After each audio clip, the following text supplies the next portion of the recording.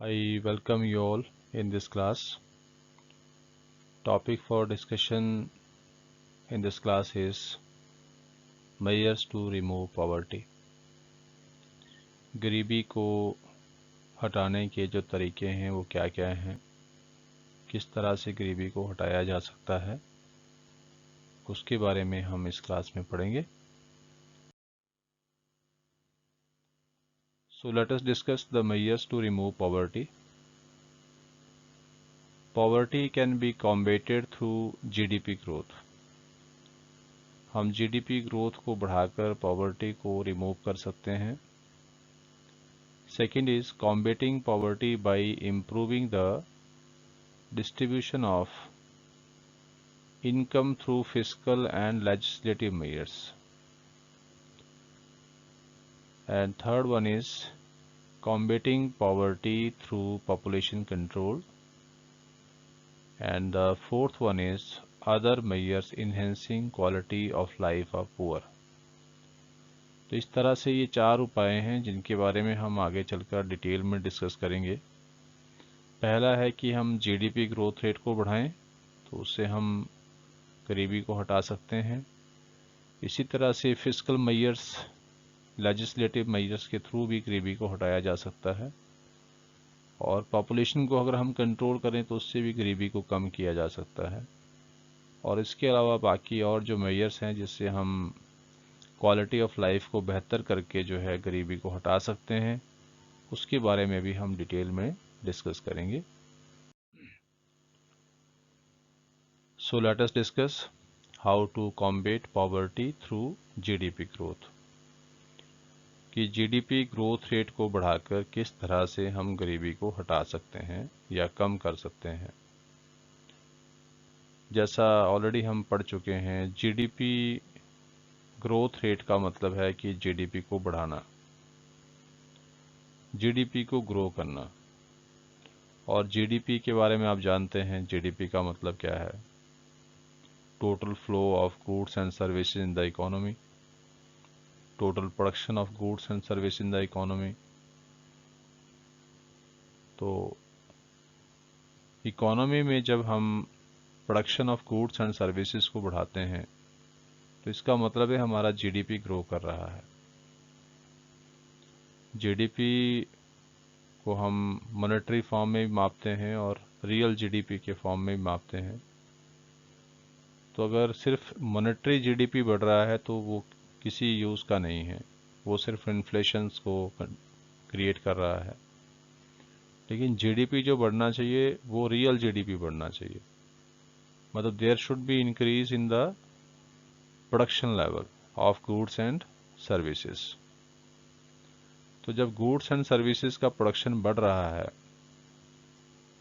तो उससे नेचुरली है कि लोगों का जो जीवन स्तर है उसमें सुधार होगा, लोगों की जो क्वालिटी ऑफ लाइफ है वो बेहतर होगी, क्योंकि availability of goods and services बढ़ेंगी.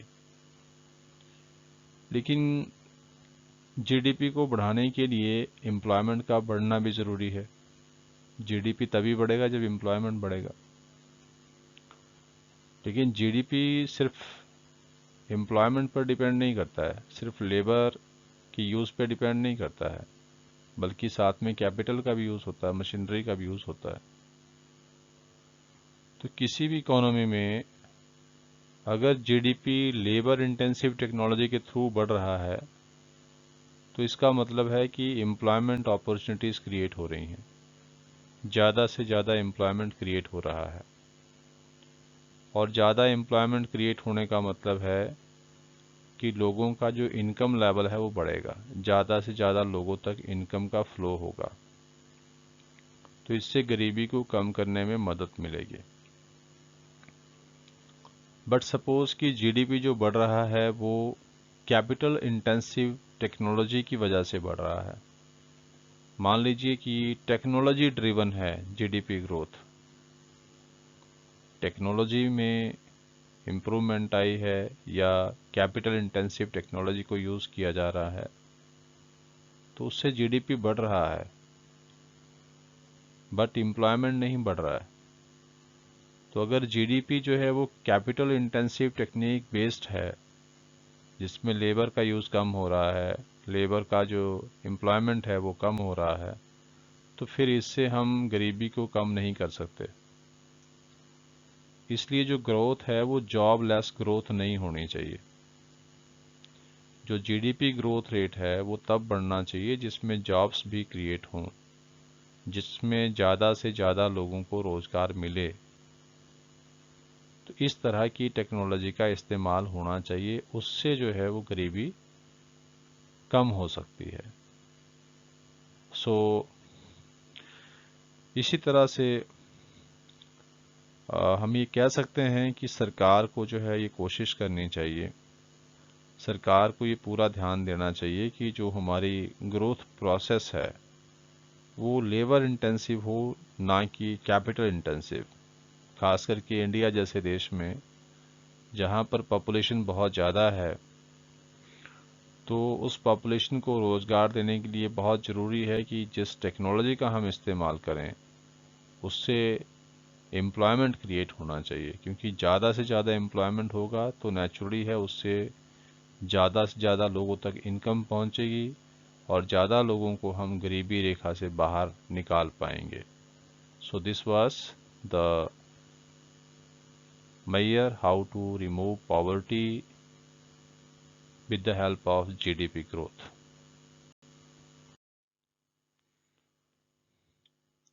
So let us discuss how to combat poverty by improving the distribution of income. कि हम इनकम के डिस्ट्रीब्यूशन को इम्प्रूव करें, उसको हम इक्विटेबल बनाएं through fiscal policy and legislative measures. हम अपनी फिस्कल पॉलिसी का यूज़ करके ऐसा कर सकते हैं और साथ में लेजिस्लेटिव मेजर्स को यूज़ करके भी जो डिस्ट्रीब्यूशन ऑफ इनकम है उसको इम्प्रूव किया जा सकता है ताकि गरीबी को कम किया जा सके। सो जैसा आप जानते हैं कि इंडिया में एलपीजी पॉलिसीज़ के इम्प्लीमेंटेशन के बाद हमारा जीडीपी ग्रोथ रेट काफ़ी बढ़ा और हमारे यहाँ पर जो एफिशिएंसी लेवल है वो भी बढ़ा है, इन्वेस्टमेंट भी बढ़ा है, फॉरेन इन्वेस्टमेंट में भी काफ़ी ज़्यादा सुधार आया है। इंडिया एक तरह से मैन्युफैक्चरिंग हब बनता जा रहा है। हमारे यहाँ पर इन पॉलिसीज़ को फॉलो करने के बाद जो फिस्कल डेफिसिट है वो भी कम हुआ है और फॉरेन एक्सचेंज रिजर्व्स हमारे पास बढ़े हैं। काफ़ी सारी इम्प्रूवमेंट्स आई है हमारी इकोनॉमी में। लेकिन सबसे बड़ी जो प्रॉब्लम है वो ये है कि हमारे यहाँ पर जो गरीबी और अमीरी के बीच की जो खाई है वो डे बाय डे बड़ी होती जा रही है। The gap between haves and have-nots is increasing day by day. क्योंकि अमीर लोग और ज़्यादा अमीर हो रहे हैं और गरीब लोग और ज़्यादा गरीब हो रहे हैं। क्योंकि अमीरों के पास सोर्सेज हैं, पैसा है, उसको इन्वेस्ट करके उसको आगे एक्सप्लोर कर सकते हैं, अपने बिजनेस को इन्वेस्टमेंट कर सकते हैं, ज़्यादा से ज़्यादा पैसा कमाया जा सकता है, क्योंकि पैसे से ही पैसा कमाया जाता है। अगर आपके पास इन्वेस्टमेंट के लिए कुछ नहीं है तो फिर how you will earn the money. तो इट सिंपली मीन्स कि जिनके पास पैसा है वो उस पैसे से और ज़्यादा पैसा कमा रहे हैं, लेकिन जो गरीब हैं उनके ऊपर दोहरी मार है। वो पहले से ही गरीब है, पहले से ही उस समस्याओं में घिरे हुए हैं। और दूसरी बात है कि इन्फ्लेशन बढ़ रही है। इन्फ्लेशन बढ़ रही है तो इन्फ्लेशन से उनकी रियल इनकम और ज़्यादा कम हो जाती है, तो उनके पास जो परचेजिंग पावर है वो और कम बचती है। इसलिए जो लोग अभी पॉवर्टी लाइन के ऊपर भी हैं वो भी धीरे धीरे पॉवर्टी लाइन के नीचे चले जाते हैं। वो भी अपना जो एक तरह से 2 जून की रोटी जिसको हम कहते हैं 2 स्क्वायर अ मील, वो भी उनको मिलना जो है वो मुश्किल हो जाता है। तो हमारी जो कंट्री है इसमें डिस्ट्रीब्यूशन ऑफ इनकम बहुत ज़्यादा अनइक्वल है। सो लेट अस चेक कि इसको हम किस तरह से इम्प्रूव कर सकते हैं, किस तरह से इसको सुधारा जा सकता है। सो इनकम डिस्ट्रीब्यूशन को हम दो तरह से इम्प्रूव कर सकते हैं, इसमें सुधार ला सकते हैं। पहला है फिस्कल मेजर्स। तो फिस्कल मेजर्स का मतलब होता है कि हम टैक्सेशन के थ्रू और सब्सिडीज के थ्रू इनकम डिस्ट्रीब्यूशन को इक्विटेबल बनाने की कोशिश कर सकते हैं, जो इंडिया में गवर्नमेंट करती भी है। और गवर्नमेंट जो है ऐसी सिचुएशन में प्रोग्रेसिव टैक्सेशन स्ट्रक्चर को जो है यूज़ करती है देश में, उसके ऊपर ज़्यादा भरोसा किया जाता है। और प्रोग्रेसिव टैक्सेशन का मतलब होता है कि जो रिच सेक्शन है उसके ऊपर ज़्यादा टैक्सेस लगाए जाते हैं और पुअर सेक्शन के ऊपर जो टैक्सेस होते हैं वो कम होते हैं या नहीं होते हैं, उनको एग्जेम्प्ट किया जाता है। Poor section is usually exempted क्योंकि उसके पास इनकम नहीं होती है। एक गिवन इनकम लेवल के बाद ही टैक्सेशन शुरू होता है, तो जो पहले से गरीब हैं वो उस लेवल तक जो है वो उनकी इनकम नहीं है, तो नेचुरली है वो टैक्स से एग्जेम्प्ट हो जाते हैं। अब जो टैक्स से जो रेवेन्यू कलेक्ट होता है उसको जो है सरकार पुअर सेक्शन की वेलफेयर के लिए जो है अलग अलग प्रोजेक्ट चलाती है और उनको सब्सिडाइज किया जाता है, उनके ऊपर सब्सिडी दी जाती है लोगों को परचेजेस करने के लिए। जैसे आप देखते हैं राशन डिपो में जो है वो राशन सस्ते दरों पर जो है अवेलेबल करवाया जाता है। इसी तरह से जो कोर्स क्लॉथ है या कोर्स ग्रेन है या बेसिक नीड ऑफ पुअर है, उनके ऊपर जो है वो सब्सिडी दी जाती है। इसी तरह से जो कैपिटल ग्रांट्स हैं वो भी पुअर सेक्शन को दिए जाते हैं, जैसे कि कंस्ट्रक्शन ऑफ हाउसेस करना है या फिर सेल्फ एम्प्लॉयमेंट के लिए ग्रांट्स मिलती है। इस तरह के जो मेथड्स हैं उसको यूज़ किया जाता है ताकि जो डिस्ट्रीब्यूशन ऑफ इनकम है वो इक्विटेबल हो सके और जो गरीबी और अमीरी के बीच की जो खाई है उसे कम किया जा सके। तो ये थे आपके फिस्कल मेजर्स। इसके अलावा नेक्स्ट जो एक और पॉइंट है वो है लेजिस्लेटिव मेजर्स। तो लेजिस्लेटिव मेजर्स क्या होते हैं? It refer to minimum wage act. जो न्यूनतम मजदूरी की दरें हैं वो निर्धारित की जाएं, ताकि क्योंकि मजदूरी का एक जो न्यूनतम दर है जब वो निर्धारित होगी तो फिर किसी भी मजदूर को उससे नीचे मजदूरी नहीं मिलेगी। Making it mandatory for the employer to offer the stipulated minimum wages to the employees. फिर एक मिनिमम कम से कम कितनी मजदूरी एक मजदूर को देनी है ये निर्धारित हो जाता है, उससे नीचे जो है उसको मजदूरी नहीं दी जा सकती। तो कम से कम ये इंश्योर होता है कि वो एक मजदूर आदमी जो है हमारे देश में कम से कम पर डे इतना पैसा कमाएगा। सो ये इसके थ्रू जो है वो एक तरह से हम पॉवर्टी के ऊपर चेक कर सकते हैं, चेक रख सकते हैं, कंट्रोल कर सकते हैं। और दूसरा है legislative measures also includes the policies like price floor for the purchase of farm outputs. Price floor जो होता है, न्यूनतम कीमत कि कम से कम एक इतनी प्राइस पर जो है वो फार्मर्स के जो प्रोडक्ट है उनको परचेज किया जाएगा, मतलब मिनिमम प्राइस इज देयर, उससे नीचे नहीं। और अगर उससे नीचे प्राइस है तो फिर फार्मर्स अपने प्रोडक्ट को जो है सरकार को बेचेंगे मिनिमम सपोर्ट प्राइस पर।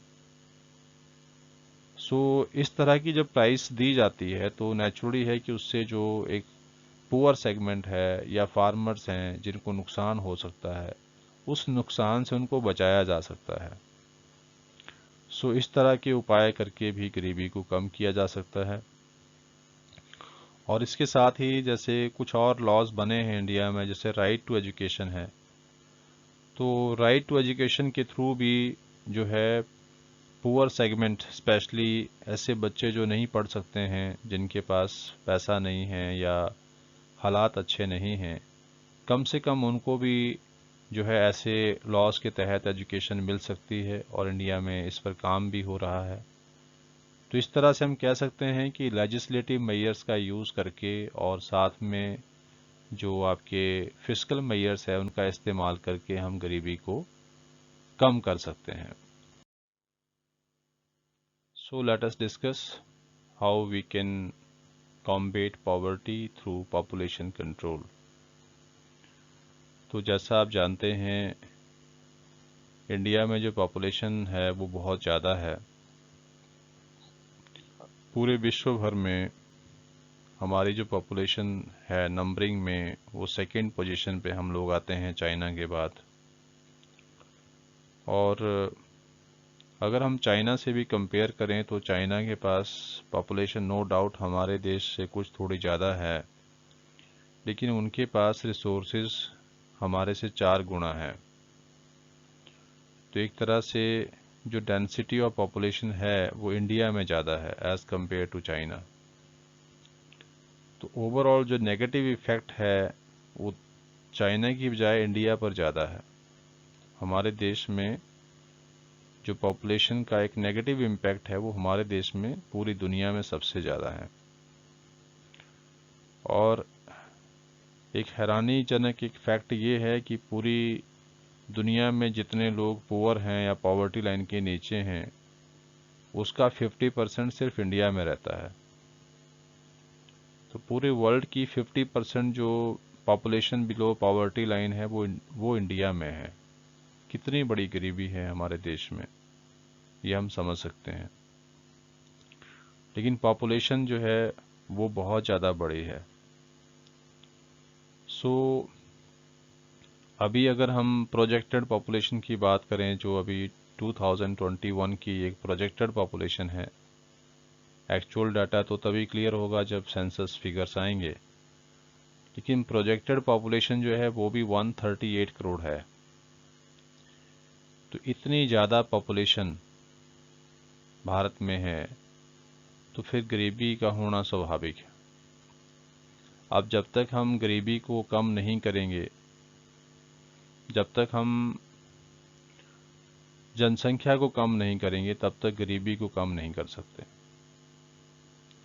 Because no doubt different policies जो इंडिया में फॉलो की गई हैं, उससे हमारा जीडीपी ग्रोथ रेट बढ़ा है 91 के बाद। पहले उसमें कई तरह की कमियां रही प्लानिंग पीरियड में, लेकिन 91 के बाद जब ये इकोनॉमिक रिफॉर्म्स किए गए तो हमारा जीडीपी ग्रोथ बढ़ा है। लेकिन जितना जीडीपी ग्रोथ रेट बढ़ा है उसके कंपैरिजन में पॉपुलेशन ग्रोथ रेट भी बढ़ा है। दूसरे शब्दों में हम ये कह सकते हैं कि जो पर कैपिटा इनकम है उसमें जो वृद्धि है वो बहुत कम हुई है। एक तरह से जीडीपी ग्रोथ रेट का जो इफेक्ट होना चाहिए था वो पॉपुलेशन इंक्रीज ने न्यूट्रलाइज कर दिया है। आज हमारे देश में बहुत सारा इंफ्रास्ट्रक्चर भी इम्प्रूव हुआ है, चाहे वो इकोनॉमिक इंफ्रास्ट्रक्चर है, चाहे सोशल इंफ्रास्ट्रक्चर है, लेकिन वो भी हमारी पॉपुलेशन की रिक्वायरमेंट के हिसाब से बहुत कम है। मतलब ऐसा नहीं है कि प्रोग्रेस नहीं हुई है, लेकिन वो पॉपुलेशन जो बढ़ी है उसने सारे के सारे जो अच्छे काम हैं, उनके जो रिजल्ट्स होने चाहिए थे, उन सबको ख़त्म कर दिया है। तो हमें पॉपुलेशन पर कंट्रोल करना होगा।